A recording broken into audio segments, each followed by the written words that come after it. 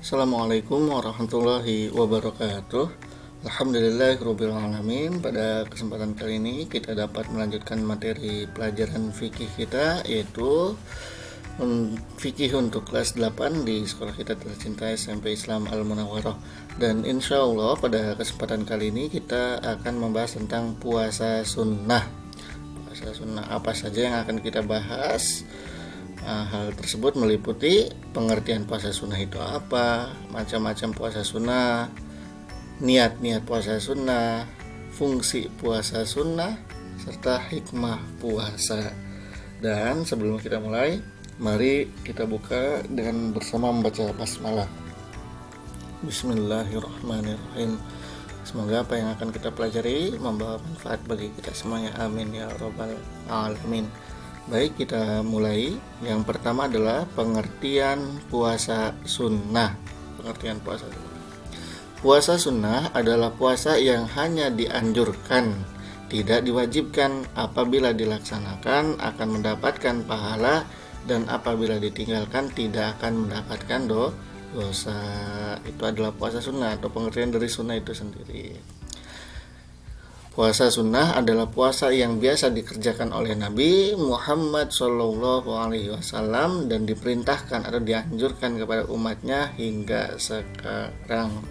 Artinya puasa sunnah silahkan, bagi yang ingin menjalankan puasa sunnah silahkan, bagi yang tidak ya silahkan juga gitu. Jadi tapi lebih baiknya kita jalankan meskipun sunnah.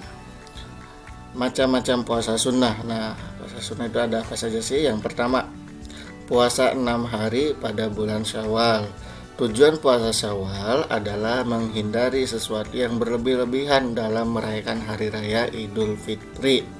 Keutamaannya adalah bagi yang berpuasa 6 hari di bulan Syawal seperti puasa sepanjang masa.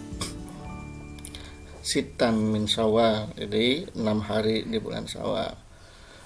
Yang kedua, puasa hari Arafah, yaitu pada tanggal 9 Zulhijjah. Sunnah dikerjakan bagi orang yang tidak melaksanakan ibadah haji. Nah, bagi yang di rumah enggak melaksanakan ibadah haji. Sedangkan bagi yang sedang melaksanakan ibadah haji tidak disunnahkan. Kenapa tidak disunnahkan? Karena takut akan mengganggu ibadah hajinya. Keutamaan puasa Arafah adalah akan diampuni dosanya 2 tahun, 1 tahun lalu dan 1 tahun yang akan datang. Dan yang ketiga adalah puasa pada tanggal 10 Muharram. Puasa yang dilakukan pada tanggal 10 Muharram dikenal dengan puasa hari Asyura. Keutamaannya dapat menghapus dosa yang kita lakukan pada tahun yang lalu. Dan yang keempat adalah puasa pada bulan Sya'ban.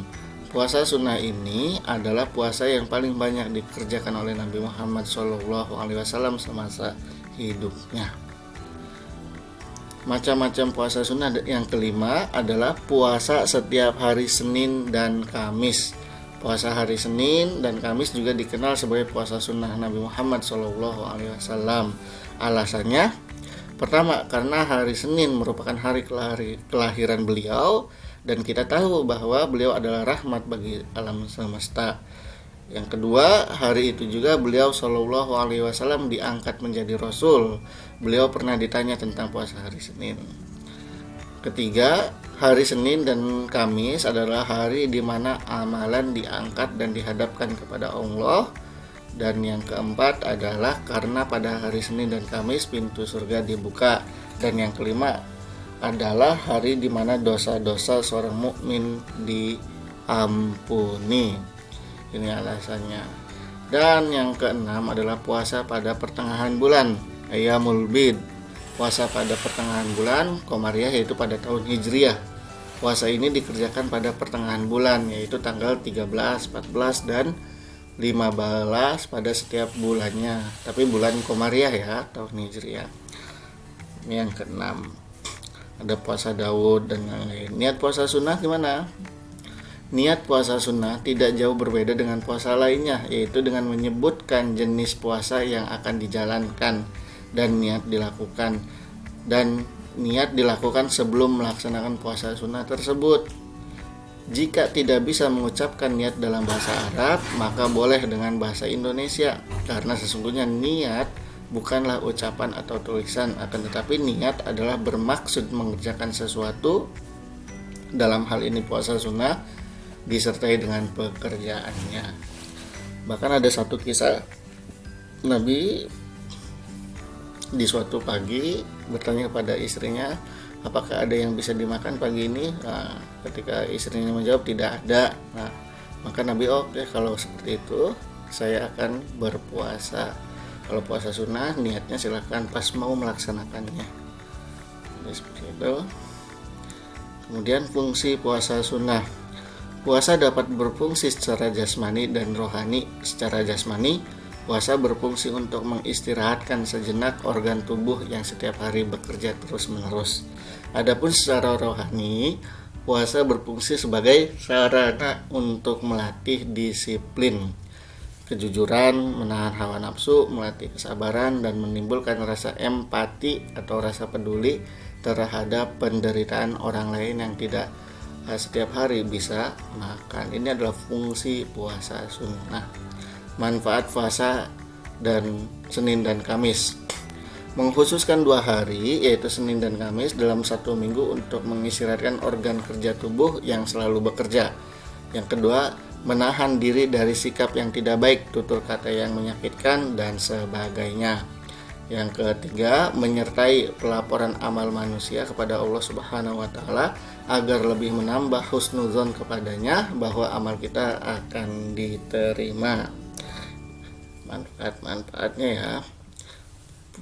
Manfaat puasa Syawal, berbaik sangka kepada Allah Subhanahu wa Ta'ala, karena dengan puasa Syawal ini Allah Subhanahu wa Ta'ala akan memberikan pahala seperti puasa 1 tahun penuh.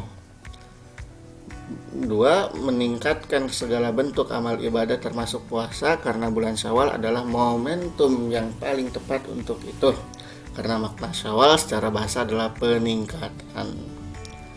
Manfaat puasa Arafah,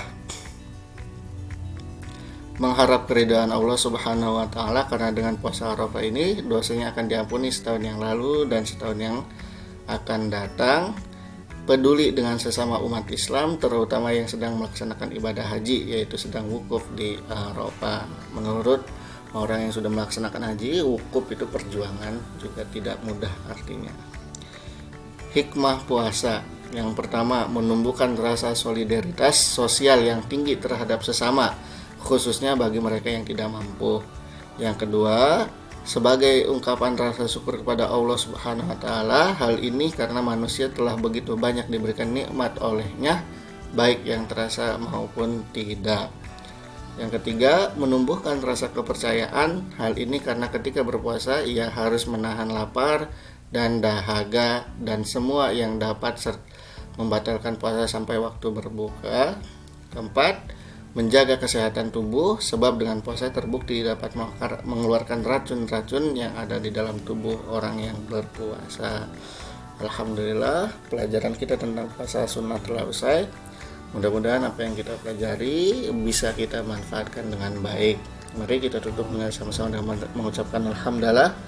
Alhamdulillahirabbil alamin. Kafaratul majlis. Subhanakallahumma wa bihamdika asyhadu an la ilaha illa anta astaghfiruka wa atubu ilaik. Wallahu a'lamu bishawab. Wassalamualaikum warahmatullahi wabarakatuh.